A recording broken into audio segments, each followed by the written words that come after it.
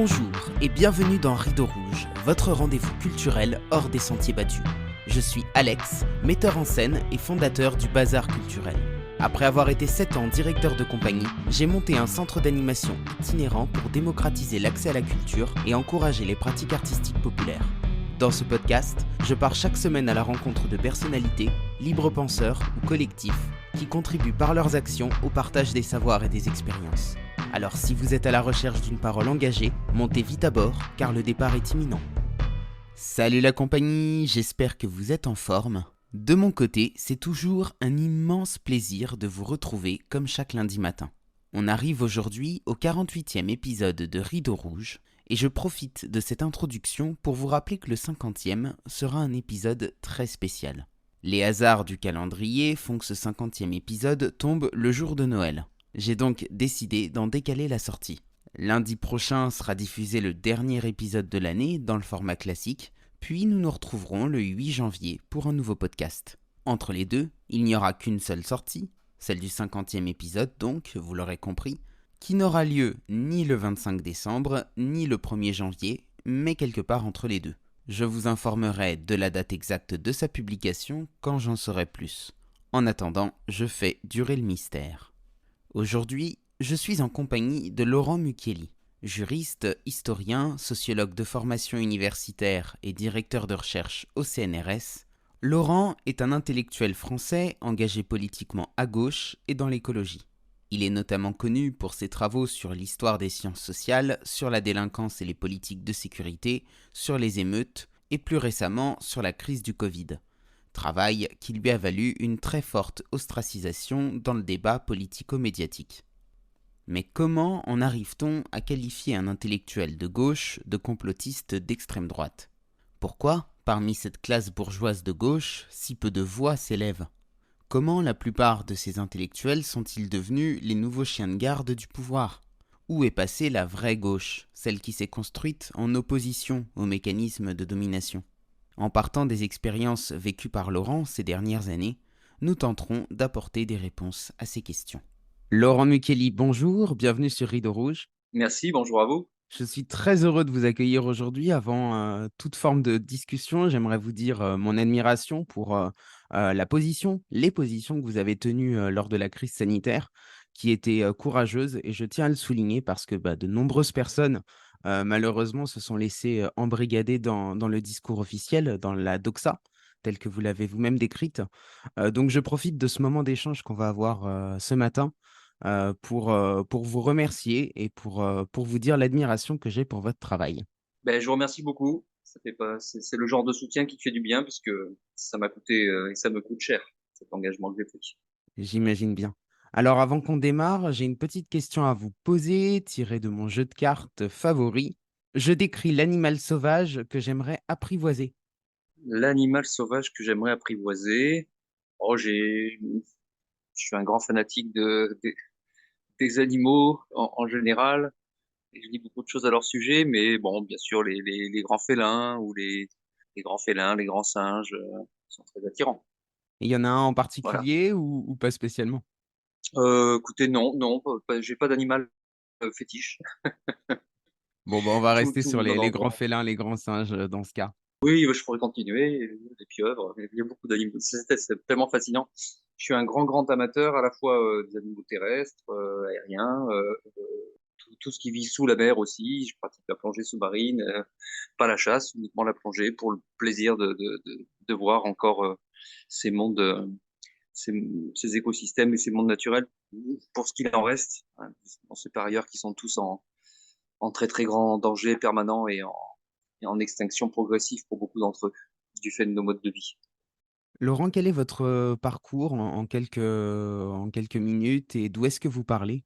J'ai fait mon parcours universitaire est le suivant. J'ai commencé par faire du droit, et puis la façon dont c'était enseigné, les métiers sur lesquels ça débouchait, finalement, m'ont pas convenu.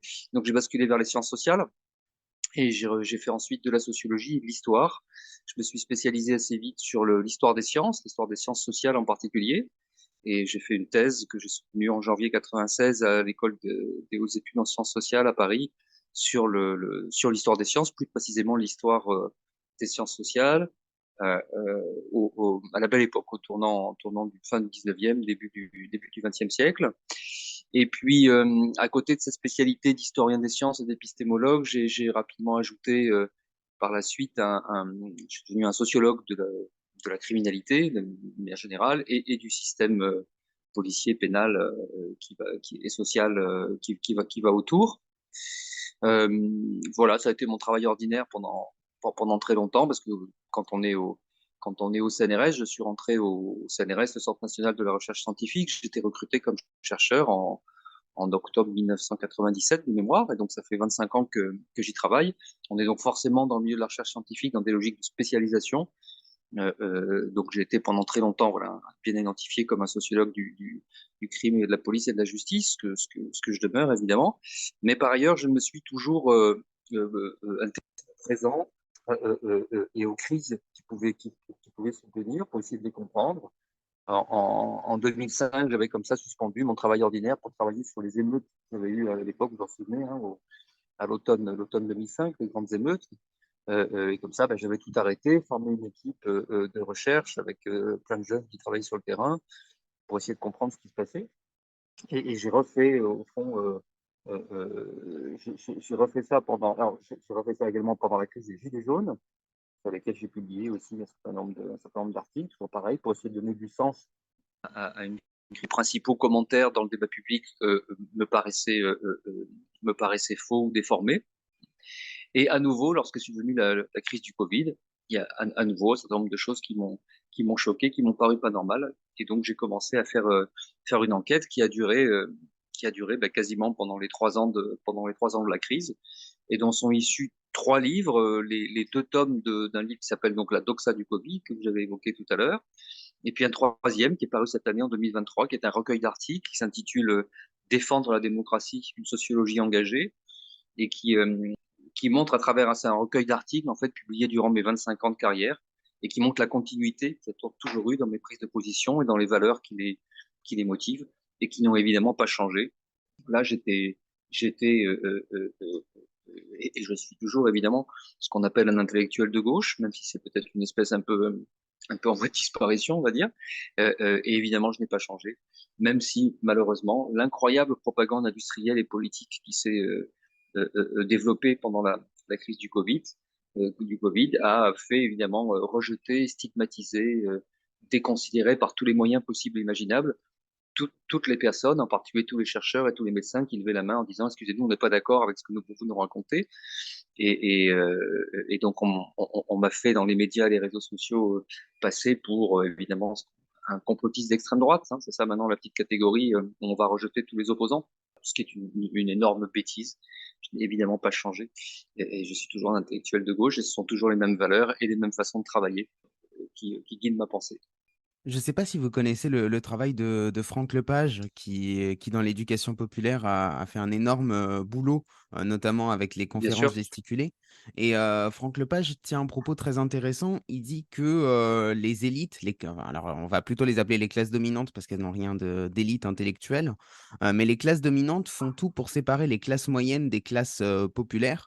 Et j'ai l'impression, moi, en tant que citoyen, que pendant la crise sanitaire, c'est ça qui s'est joué. C'est-à-dire qu'en fait, cette doxa, elle a surtout servi à séparer les classes moyennes qui jusque-là, hein, qu'on aurait pu qualifier de bobos de gauche, qui avaient un petit peu ce côté en même temps anti-système, mais vous voyez, anti-système pas trop, quoi, un petit peu sur le fil. Et j'ai l'impression qu'en fait, au moment de la crise sanitaire, ce qui s'est joué sociologiquement parlant, c'est qu'il y a eu une vraie cassure en fait entre les deux, et que les personnes qui étaient opposées ont basculé dans une espèce de no man's land où on s'est retrouvé mêlé à l'extrême droite, et d'un autre côté, et bah, toutes les personnes qui étaient bah, voilà, un petit peu à tendance de gauche, mais plutôt sur le parti socialiste, pas trop, et bah, elles ont basculé du côté du pouvoir. Est-ce que c'est aussi une réflexion que vous avez pu creuser ou pas? Alors, je ne sais pas si on peut le dire comme ça, c'est-à-dire en opposant classe populaire et classe moyenne. En tout cas, ce avec quoi je suis tout à fait d'accord, c'est d'abord qu'il y a eu cette crise révèle des choses comme enfin, les crises, de manière générale, les crises n'inventent rien. En réalité, elles ne font que révéler des choses qui étaient en gestation, ou qui étaient même parfois très, très, très abouties, qu'on soit capable de les voir ou pas. Mais tout d'un coup, les crises viennent ainsi faire un espèce de miroir grossissant, hein, voire même accélérer l'histoire. Donc c'est ce qui se passe. C'est d'ailleurs ce pourquoi il faut étudier les crises. C'est très important. C'est pas des moments comme ça de suspension. Puis après, on revient à la entre guillemets vie normale, comme si rien ne s'était passé. Alors ça, c'est ce qu'un certain nombre de personnes voudraient aujourd'hui vous faire croire. Mais donc, au contraire, il faut analyser les crises à la fois pour ce qu'elles révèlent, pour l'histoire qui s'y accélère et pour ce que ça nous dit et ça nous annonce sur sur le futur. Alors sinon, donc sur votre question, je ne sais pas si le clivage principal, c'est classe moyenne, classe ouvrière, c'est peut-être un petit peu rapide, mais en tout cas, cette crise a révélé plusieurs phénomènes que vous pointez. La première, c'est, je dirais, dans le champ politique, c'est quand même la quasi-disparition de la gauche intellectuelle et politique, quelque chose qui est tout à fait sidérant. Comment la plupart des politiques, des intellectuels dits de gauche, des syndicats, etc., ont tous plongé dans le gros piège qui était tendu. Hein. Donc, soit vous êtes d'accord avec la propagande politico-industrielle, validée par les gouvernements, validée par les organisations internationales qui sont sous influence, on y reviendra. Hein. On va parler massivement des phénomènes de corruption il faut le dire, qui gangrènent les élites occidentales et qui ont des acteurs et des rouages bien précis. On en parlera.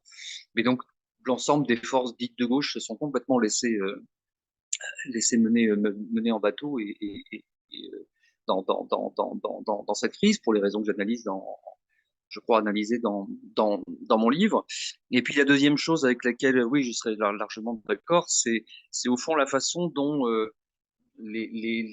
je dirais les classes moyennes supérieures, on va dire, hein, non seulement n'ont pas su résister du tout à cette incroyable offensive des industries pharmaceutiques, mais par ailleurs, c'est même le contraire, s'en sont emparés, pour certains d'entre eux, en sont devenus les espèces de chevaliers, quoi. Hein.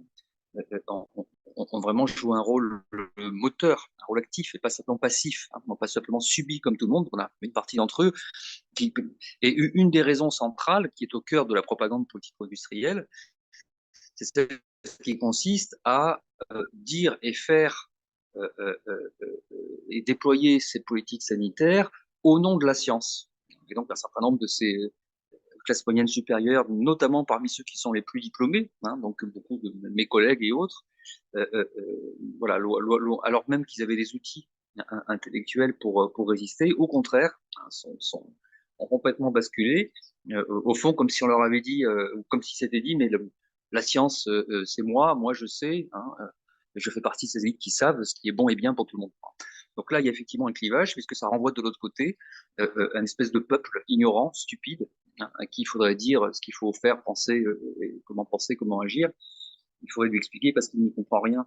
Donc ça oui, ce double clivage c'est tout à fait clair à mes yeux.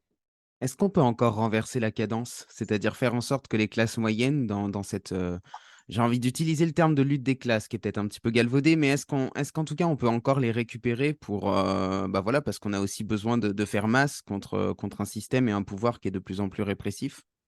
Ben, c'est tout le problème aujourd'hui de se demander, de répondre à la question, au fond, qui défend, j'allais dire le peuple, alors c'est trop rapide, c'est trop oral, ah bon, ou qui défend les classes populaires, qui défend la population d'ailleurs tout court, parce que ça concerne absolument tout le monde en l'occurrence. Hein.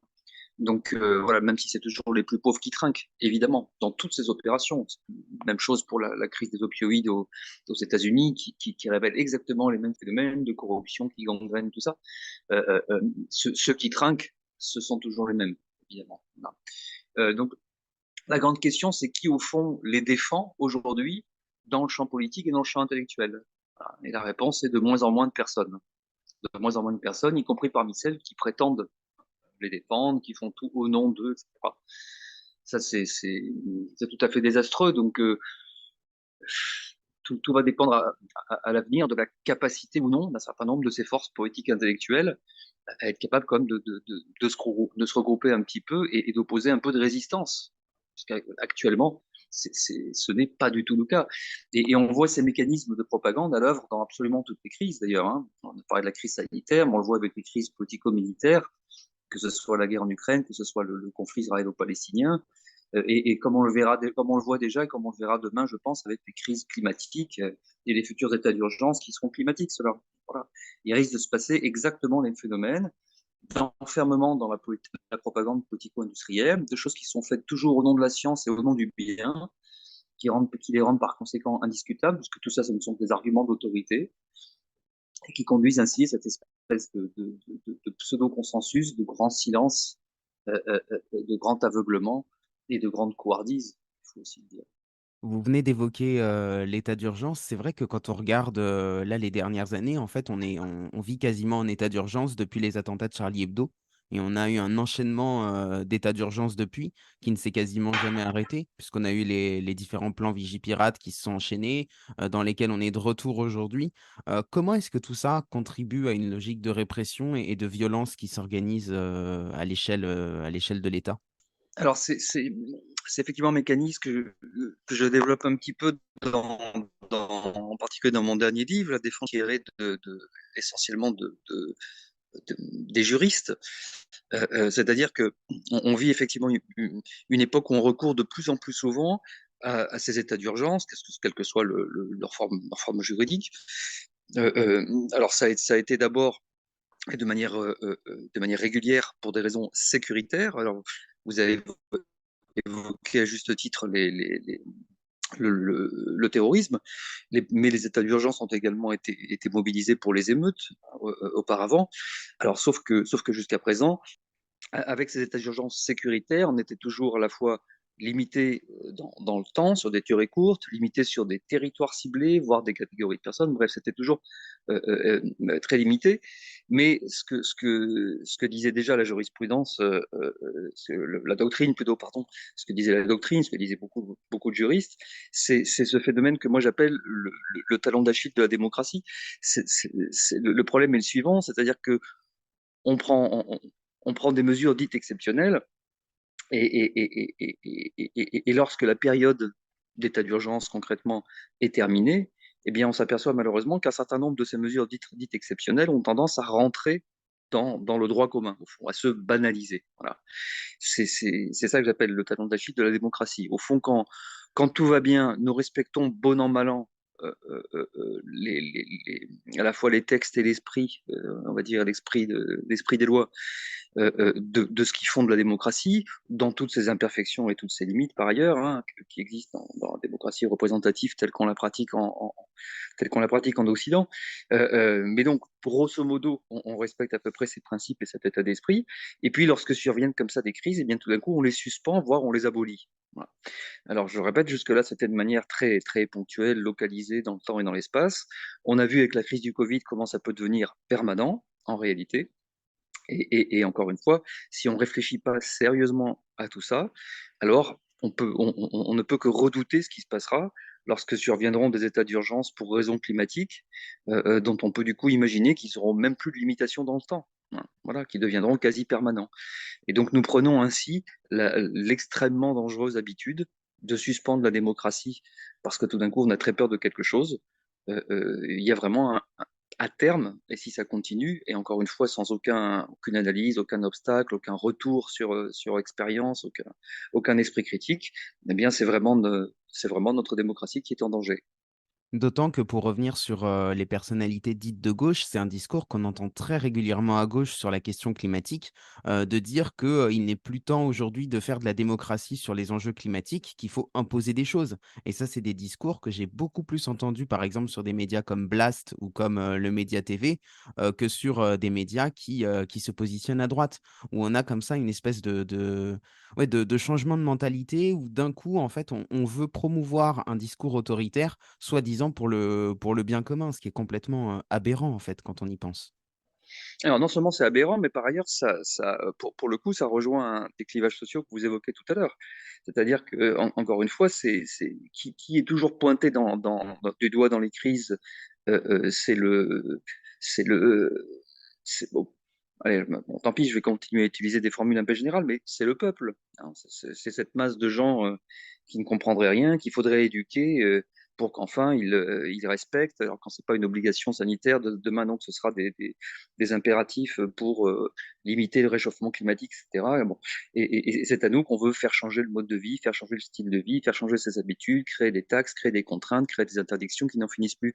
Et tout ceci, à mes yeux, n'est pas totalement dénué de pertinence. Il est évidemment tout à fait, légitime de se demander dans quelle mesure tel ou tel aspect de nos fonctionnements quotidiens, dans des choses banales dans la vie quotidienne, devraient être changées pour, etc. Ça, c'est pas le problème. Ce en quoi il s'agit d'une incroyable entourloupe ou diversion, c'est que dans le même temps, oui, c'est une espèce de diversion qui nous empêche de questionner quels sont les véritables mécanismes euh, euh, euh, qui sont à l'œuvre dans la destruction progressive de notre planète, puisque c'est bien de ça dont il est question. Et quand on regarde de près quels sont ces mécanismes et qui en sont les principaux auteurs, ce ne sont pas les peuples, ce ne sont pas les populations générales, ce n'est pas vrai. Ce sont les élites, hein, ce sont les industries. Qu'est-ce qui provoque par exemple la disparition massive des écosystèmes et de toutes les espèces végétales et animales qui y vivent? Ce sont les pratiques intensives de chasse et de pêche, c'est la déforestation massive qu'elle induit, etc., etc. Qu'est-ce qui pollue gravement et massivement toute la planète? C'est pas simplement les hydrocarbures, c'est fondamentalement le plastique, dont on parle beaucoup trop peu comparé à la véritable catastrophe que c'est, en particulier dans toutes les mers et les océans, enfin, etc. C'est par ailleurs l'usage continu qui ne cesse et que continuent à valider les gouvernements, les organisations internationales, l'Union européenne encore récemment, l'usage massif des pesticides, enfin, etc. C'est tout ça. Et tout ça ne concerne pas la population générale. Ce n'est pas vrai. Ça concerne fondamentalement les industriels qui mènent le monde et par ailleurs les autorités publiques qui sont censées les contrôler, les réguler, les gendarmer et qui ne font quasiment plus ce boulot, ce travail. Et c'est ce que la crise du Covid a révélé également. C'est ce que je montre dans le tome 1 en particulier de la doxa du Covid, c'est-à-dire la catastrophe actuelle, c'est au fond nous sommes sortis d'un système dans lequel le capitalisme, qui est depuis toujours un monde sans foi ni loi, hein, faut pas s'en étonner, où on est prêt à faire absolument tout et n'importe quoi pour gagner un maximum de fric, y compris si ça doit tuer des milliers de gens, voire même des centaines de milliers de gens. Je veux dire, il n'y a qu'à voir la crise des opioïdes aux États-Unis, hein. Il y a des centaines de milliers de citoyens américains qui sont morts de diverses façons, dont l'overdose de ce qui leur était présenté comme un médicament antidouleur et qui est en réalité une, une drogue totalement comparable à l'héroïne. Bon. Donc c'est quelque chose d'absolument incroyable. L'industriel en question a déjà, ainsi que les sociétés de conseil qui organisent leur marketing, leur propagande, à commencer par le célèbre McKinsey, hein, qu'on retrouve partout, sont systématiquement à la fin de ces affaires condamnés à des centaines de millions de dollars d'amende, qui sont pour eux des gouttes d'eau. Parce qu'évidemment, si vous êtes, donc, comme en l'occurrence, le laboratoire américain qui s'appelle Purdue Pharmaceutical, hein, qui est à l'origine de ce crime contre l'humanité, en réalité, hein, eh bien, a payé je n'ai plus le chiffre en tête, mais enfin, une des plus grosses condamnations, je crois que c'est de l'ordre de 600 millions de dollars, hein. Mais dans le même temps, il a fait plusieurs dizaines de milliards de bénéfices, hein. Il faut donc comprendre que ces amendes, ces sanctions qui finissent par tomber, en réalité, sont inclus dans le business plan de l'industriel. Ça fait partie des risques et on paye ce risque au même titre qu'on va corrompre un maximum de personnes placées dans les institutions publiques, etc. Ce sont exactement les mêmes tactiques, les mêmes stratégies que toutes les autres formes de criminalité organisée, à la différence que les autres n'ont pas pignon sur rue et ne se font pas dans un cadre d'apparence légale. Alors, je recevais il y a quelques semaines l'historienne Annie Lacroix-Ris, que vous connaissez peut-être, qui pour le coup, a dans son domaine également exposé les différentes propagandes, donc en termes d'histoire, et qui me disait qu'elle avait croisé au cours de sa carrière, beaucoup de personnes qui avaient un discours très cynique, c'est-à-dire qui étaient, parfaitement conscients en fait des enjeux de lobbying, mais qui, pour des questions, financières, assumaient, le fait de représenter une doxa. Est-ce que dans le domaine de la sociologie, est-ce que parmi vos confrères, parmi vos collègues, vous avez également, rencontré des personnes qui sans forcément dire leur nom, hein, mais des personnes qui étaient conscientes de tout ça? Vous disiez tout à l'heure que tout le monde, parmi les personnes qui avaient, étudié, avec vous, avaient les capacités intellectuelles pour comprendre. Est-ce que vous avez vu comme ça des personnes qui avaient compris, qui avaient vraiment vu, ce qui était en train de se passer, mais qui, soit pour des questions financières, soit pour, des questions de sécurité, personnelle et familiale, avaient choisi volontairement de se taire? Alors, des gens qui se taisent pour des raisons de sécurité personnelle ou familiale, oui, bien sûr. Ça, j'en ai rencontré à 2 reprises, très clairement, quand j'ai eu l'occasion d'interviewer des personnes qui travaillent dans l'industrie pharmaceutique. Voilà. Donc ça oui, très, très clairement. Sinon, pour le reste, malheureusement, je rencontre surtout des personnes qui sont d'une très grande naïveté, alors même elles auraient effectivement les outils. Mais ce qui s'est passé pendant la crise du Covid, c'est quand même assez incroyable. C'est-à-dire que, y compris des chercheurs, ou les quelques très très rares journalistes d'investigation qui peuvent encore exister, y compris des gens qui avaient écrit sur ce sujet-là, sur le sujet de la santé publique mondiale, qui avaient montré à d'autres occasions, parce que les scandales liés à l'industrie pharmaceutique, il y en a une liste qui est longue comme le bras. Euh, je veux dire, ça traverse tout le XXe siècle et le début du XXIe, ce sont des dizaines de scandales répétés les uns après les autres, y compris des gens qui avaient publié sur ces affaires précédentes. Lorsqu'arrive une nouvelle crise où ce sont exactement les mêmes mécanismes qui se mettent en place, ben, tout d'un coup, ils ne voient plus rien. Ils n'en voient absolument plus rien, ils n'en disent plus un seul mot, ils sont totalement paralysés. Bon, voilà. C'est surtout ça que j'ai rencontré. Alors, on a parlé tout à l'heure des classes moyennes supérieures. Je voudrais maintenant qu'on parle un petit peu de l'autre côté de la population, si je puis dire, des classes qui sont, moins privilégiées, des classes qu'on pourrait appeler populaires. Alors, moi, dans mon boulot, j'en croise, beaucoup, des personnes qui vivent dans des quartiers, qui vivent, avec, des moyens assez faibles et ce que je constate, c'est que, parmi ces populations, il y a aussi très souvent, enfin, c'est pas très souvent, c'est dans la majorité des cas, il y a une dépolitisation qui est très forte. Parce qu'ils sont pris aussi dans les problèmes du quotidien et qu'en fait, bon, à ça s'ajoute, toute la question de la consommation de masse qui est venue remplacer la culture et qui fait qu'on ne peut plus penser le monde. Là encore, de la même manière qu'avec les classes moyennes supérieures, il est très difficile, d'avoir un discours d'éducation populaire et d'aller, aller osons le terme, politiser des personnes, heu, pour discuter de lutte des classes et pour essayer d'avoir, un rapport de force qui à terme puisse s'inverser. Comment est-ce qu'on en est arrivé là selon vous? Et on en revient encore à cette question qu'on avait déjà tout à l'heure, hein, à savoir, c'est une question tout à fait centrale, qui défend le peuple aujourd'hui? Voilà. Qui défend, ce qui a toujours été la majorité la majorité de la population, la majorité des citoyens, à savoir les gens qui appartiennent aux classes populaires? Mais est-ce qu'il peut pas se Heu, défendre tout seul? Parce que si on reprend, l'époque, où, je sais pas, des luttes ouvrières, je veux dire, les ouvriers étaient capables de se regrouper entre eux, de tenir des discours, de tenir des discussions, de s'organiser.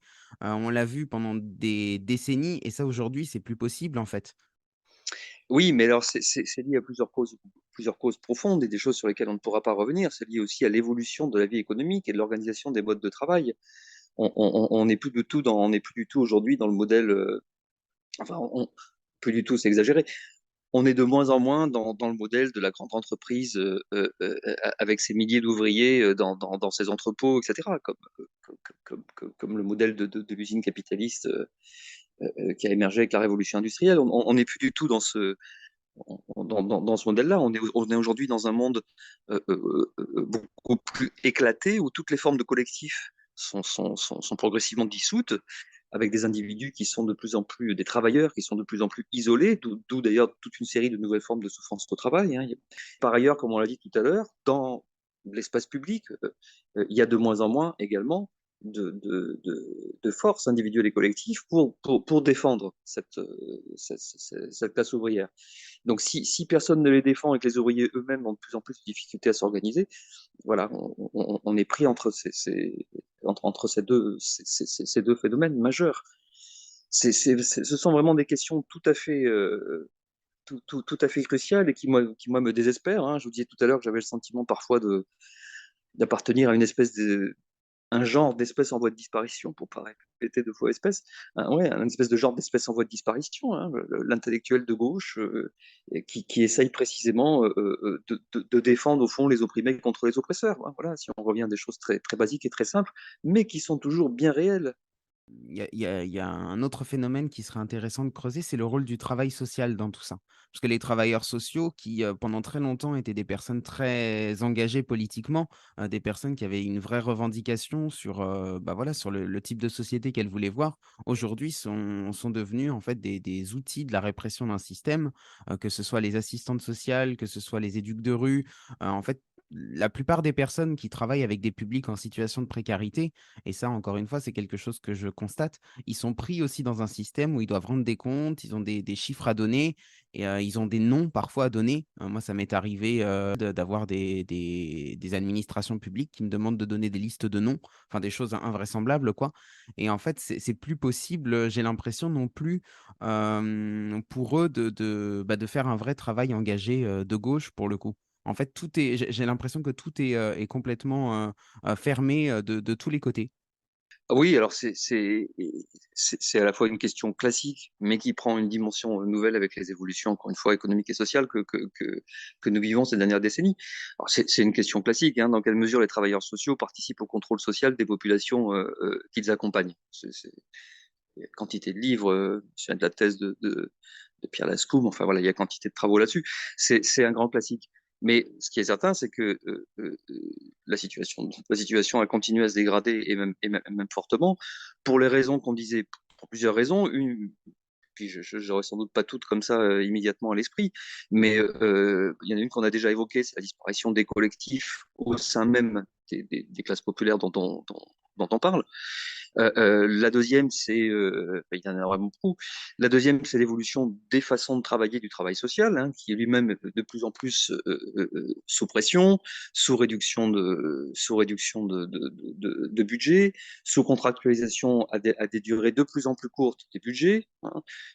Quand il faut pour une association aller tous les ans, voire tous les 6 mois, chercher à renouveler des subventions, des contrats, etc., bidule, et que ça devient en plus quelque chose qui prend un temps fou et qui absorbe une grande partie de l'énergie de ces organisations. Bah, pendant ce temps-là, on s'occupe pas et on se préoccupe pas des gens qu'on doit encadrer. Euh, euh, euh, tout ça pour des raisons politiques, hein, tout à fait claires, très inégales aussi selon les territoires, selon les départements, hein, par exemple, hein. Je veux dire, les enveloppes sociales, tout ce qui tourne autour de l'aide sociale à l'enfance, la prévention spécialisée, etc. Tout ça est financé de manière extrêmement inégale selon les départements depuis que ça a été départementalisé. Donc il y a toute une série de choses qui viennent renforcer encore une fois des choses classiques qui existaient déjà avant, y compris aussi la tension classique entre l'aide sociale et le sécuritaire, hein, et l'espèce de chantage permanent qui est mis sur les travailleurs sociaux, et la difficulté permanente dans laquelle on les met, puisque quelque part, ils doivent à la fois aider et accompagner des populations en difficulté, mais qui sont par ailleurs des populations qui sont en permanence stigmatisées, accusées, etc., objets par conséquent de toutes les suspicions, et à qui on demande donc en même temps aux travailleurs sociaux de les cadrer, de les encadrer, de les formater, voire, comme vous le disiez à l'instant, de les dénoncer si on sait qu'ils sont potentiellement coupables de ceci ou cela. Donc voilà, c'est quelque chose qui est plurifactoriel là aussi, mais qui me paraît tout à fait évident et que moi j'ai observé effectivement tout au long de ma carrière. Alors, il y a une classe d'âge qui est moins soumise à tout ça que les autres, c'est les jeunes, je dirais à peu près entre 16 et 20 ans. Et c'est marrant parce que c'est aussi un peu la tranche d'âge qu'on va retrouver dans les fameux phénomènes de délinquance. Mais avec cette catégorie de population, je me rends compte que quand j'ai des ateliers avec des ados ou avec des jeunes adultes qui ont commencé à travailler, c'est simple d'aborder des questions politiques parce que c'est des réflexions qu'ils ont déjà. Et enfin là encore, j'aimerais avoir votre opinion sur le sujet. Est-ce que voilà, c'est pas un âge de la vie aussi où peut-être on commence à accumuler de l'expérience et à se rendre compte des rapports de domination dans lesquels on est pris, qui favorisent aussi une forme de politisation, voire, du coup de passage à l'acte, via des phénomènes qu'on pourrait qualifier de délinquance? Alors c'est compliqué, il y a plusieurs questions dans votre question. Il y a une question sur la socialisation politique de la jeunesse et à partir de quel âge. Euh, euh, il y a une question sur les motivations de la délinquance, ça c'est autre chose. Voilà. Par ailleurs, délinquance, si on bascule petit à petit sur ce thème-là, c'est un mot fourre-tout qui regroupe des choses extrêmement différentes et des motivations également extrêmement différentes. Certains types d'abord, commençons par rappeler, c'est tout à fait fondamental, la définition. La délinquance, ça n'est pas une catégorie de la population, ça n'est pas, ça n'est pas un type de personne, un type de personnalité, ou que sais-je. La délinquance, ça n'a qu'une seule définition, elle est juridique, c'est le fait d'enfreindre la loi. Point final. Il n'y a pas d'autre définition. Et c'est quelque chose qu'on constate dans absolument tous les milieux sociaux, toutes les catégories professionnelles, tous les types de métiers, etc. Ce n'est en aucun cas réservé ni à la jeunesse, ni aux quartiers pauvres, ou je ne sais quoi d'autre. Ça, c'est une espèce d'immense hypocrisie. La délinquance, c'est le fait d'enfreindre la loi, point final, qu'on soit habillé avec un t-shirt à capuche et qu'on ait la peau foncée, ou qu'on ait la peau bien blanche et habillé avec un costard cravate en rentrant dans une banque ou que sais-je, c'est exactement la même chose. Dès lors qu'on enfreint la loi, on est un délinquant. Et on a eu l'occasion de parler il y a quelques minutes des plus gros délinquants organisés qui se puissent concevoir et qui sont aujourd'hui, qui sont notamment des industriels qui ont pignon sur rue. Voilà. Donc après, chez les jeunes, il y a évidemment certaines formes de délinquance de type qu'on pourrait dire expressive ou revendicative, qui ont donc des motivations de type politique. C'est notamment ce qu'on trouve avec le phénomène des émeutes. Hein. Tous les actes de délinquance de type dégradation, casse, incendie, que sais-je, affrontement avec la police, qui se développent pendant les émeutes relèvent de ce type de motivation. Mais il y a par ailleurs, évidemment, toute une série d'autres formes de délinquance qui sont motivées par les choses classiques, l'appât du gain, les conflits interpersonnels, etc. Donc il ne faut pas non plus tout politiser. Il y a aussi évidemment toute une série de délinquances, parmi lesquelles certaines sont typiques sont plus ou moins typiques de l'adolescence et qui ont par ailleurs toujours existé et qui sont liées à ce qu'on peut appeler si on mettait des grands mots sociologiques, moi j'emprunte en général ceux d'un collègue qui s'appelle Serge Pogam, qui sont liés à des ruptures de liens sociaux. C'est-à-dire quand on regarde la biographie, moi j'ai fait ça à plusieurs reprises, j'ai dirigé une thèse en 2019 soutenue par une jeune chercheuse qui avait étudié comme ça presque 2000 dossiers de jeunes suivis par la PJJ, la protection judiciaire de la jeunesse, dans la région marseillaise où nous étions implantés. Hein, donc, ce n'est pas 1, 2, 3 ou 10 ou 15 affaires, près de 2000 dossiers. Donc, quand on fait ça, on peut revenir et dire quelque chose un peu sur ce dont il est, sur ce dont il est question.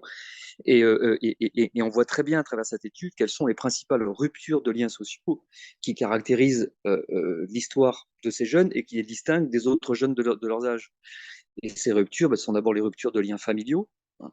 Il y a vraiment caractéristique de la population des jeunes délinquants l'importance des conflits en famille et des conflits qu'ont ces jeunes avec leurs propres parents, qui les distinguent très clairement statistiquement de l'ensemble des adolescents, on va dire, hein, de l'ensemble de leur classe d'âge.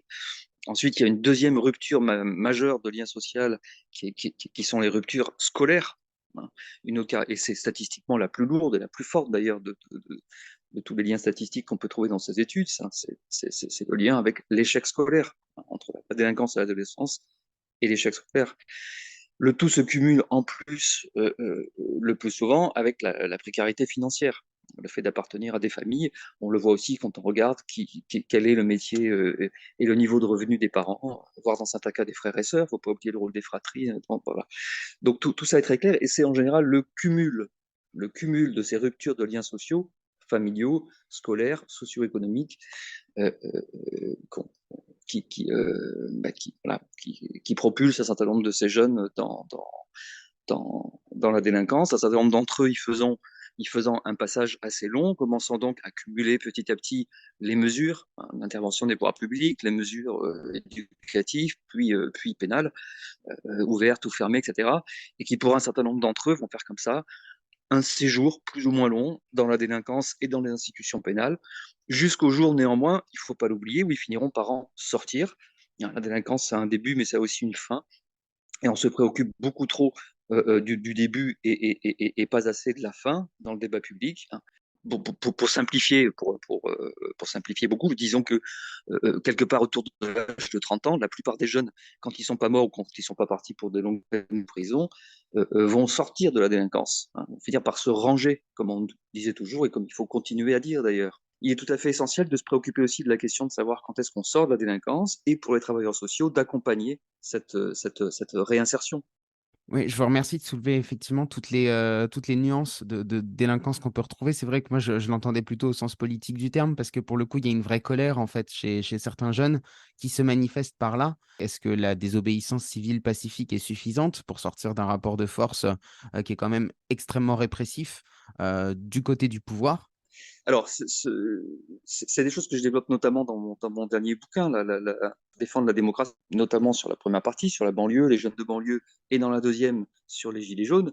C'est que dans le débat public, ce sont des populations et des acteurs qui sont généralement présentés comme précisément n'ayant aucune conscience politique, en réalité, hein. On passe son temps à parler de violence gratuite pour parler des jeunes de banlieue, ce qui suppose donc que les gens sont des espèces d'animaux violents sans aucune raison, ce qui est une stupidité sans nom.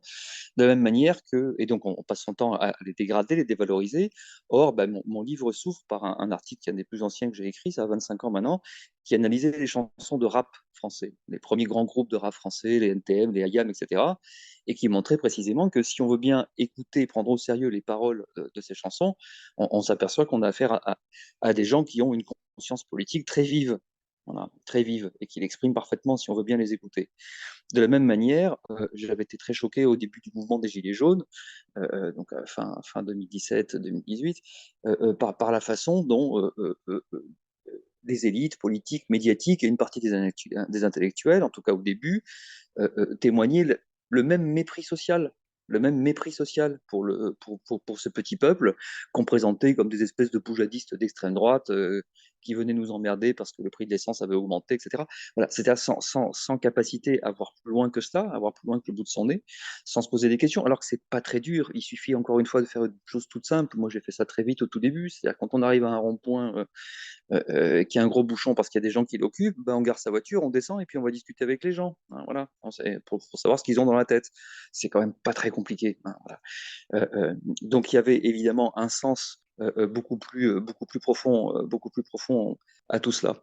Donc un des boulots, on le redit, on revient à votre question de départ, hein, un des problèmes et un des boulots que nous devrions avoir tous aujourd'hui, intellectuels, a fortiori quand on se dit de gauche, c'est de participer à donner du sens à tout ça, voilà, continuer à donner du sens à tout ça. J'en viens maintenant à ma dernière question. Si vous aviez le pouvoir de changer le monde, si vous aviez une baguette magique, par où est-ce que vous commenceriez? C'est une question que j'ai moi-même utilisée dans beaucoup d'entretiens, la question de la baguette magique finale. Ah ouais, c'est un classique. Euh, euh, eh ben, c'est néanmoins compliqué pour moi là parce que on a évoqué tellement rapidement, bien sûr, trop rapidement, mais on a évoqué tellement de problèmes majeurs, transversaux, je veux dire, qui concernent en plus pas que la France aujourd'hui, hein. On vit aujourd'hui dans un monde capitaliste totalement mondialisé, totalement mondialisé. C'est sa tendance fondamentale depuis le début, mais là, il est en train d'achever petit à petit cela. Donc c'est très très compliqué.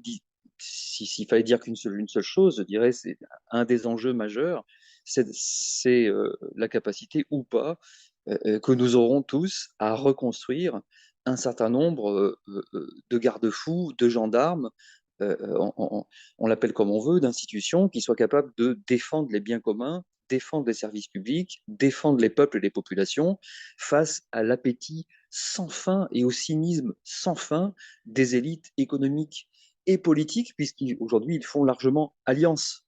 Hein, c'est ce que je raconte dans la doxa du Covid. Tout ceci n'arriverait pas si malheureusement on n'était pas sorti d'un monde où il y avait des États qui se concevaient comme des gendarmes, hein, de ce monde sans foi ni loi qu'est le capitalisme, pour entrer malheureusement aujourd'hui dans un monde où la grande doctrine, c'est le partenariat public-privé, hein, où les États considèrent les entreprises capitalistes comme des partenaires avec qui on fait des affaires. Voilà. Et ça, c'est absolument dramatique. C'est un véritable accélérateur de corruption, incubateur de corruption, qui fait qu'aujourd'hui, cette corruption est devenue un problème absolument majeur et qui, par ailleurs, reste impensé. Il n'y a qu'à écouter je me l'impose de temps en temps, hein, je ne regarde jamais la télévision évidemment, qui pour moi est un outil majeur d'intoxication des peuples, mais de temps en temps je m'y force comme sociologue, hein, pour observer et analyser ce qui s'y dit. C'est quand même tout à fait fascinant de constater à chaque fois la disparition, encore une fois, de tout ce qui devrait au contraire nous aider, reconstruire ces quelques digues, voilà, ces quelques digues, ces quelques outils de contrôle, ces quelques outils de défense des biens communs.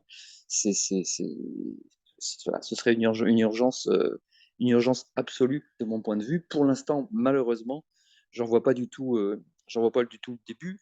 Et c'est ce qui explique aussi comment dire, que quand les choses ne peuvent pas être formulées, ne peuvent pas être dites, ne sont pas reprises à leur compte par des acteurs collectifs, des acteurs publics, des acteurs politiques qui vont porter une parole, défendre et mettre en conflit avec des outils légaux ces choses-là, bah alors forcément les choses ressortent autrement. Hein, elles ressortent de manière spontanée, de manière violente, comme des accès de rage, de colère, de fureur.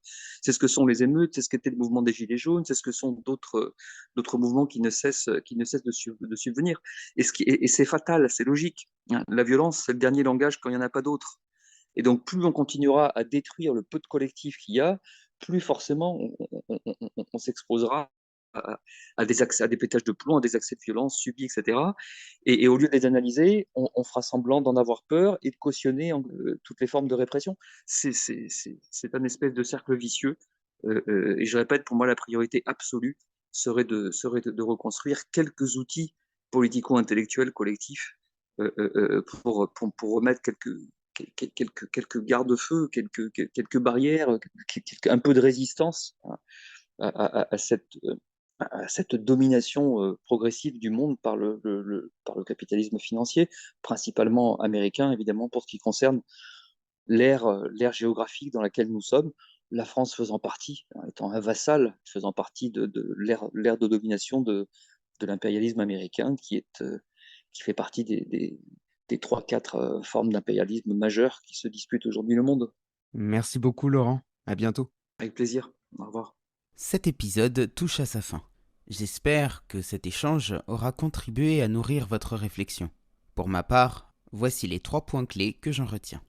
Tout d'abord, j'aime beaucoup quand Laurent dit que les crises n'inventent rien, qu'elles ne font que révéler des choses et permettre une accélération de l'histoire, dans le sens voulu par ceux qui mènent la barque, bien entendu.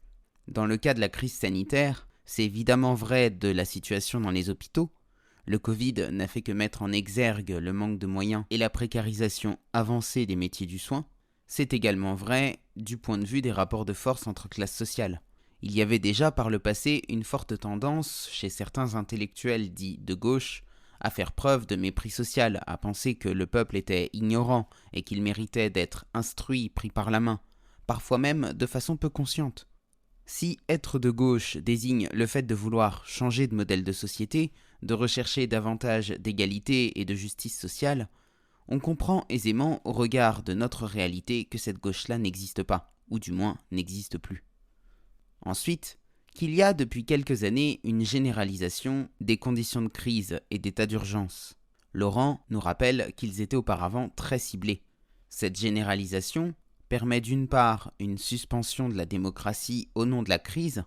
Il est nécessaire d'être tous unis derrière le chef, de faire front ensemble contre la difficulté rencontrée. Elle permet, d'autre part, d'assurer une continuité dans la pensée pour ceux qui défendent le pouvoir, prétendument de façon temporaire, et donc de maintenir le rapport de force tel qu'il est, tout en créant un argument d'autorité qui rend toute contestation impossible et qui fait que plus personne n'est en mesure de prendre la défense des classes populaires.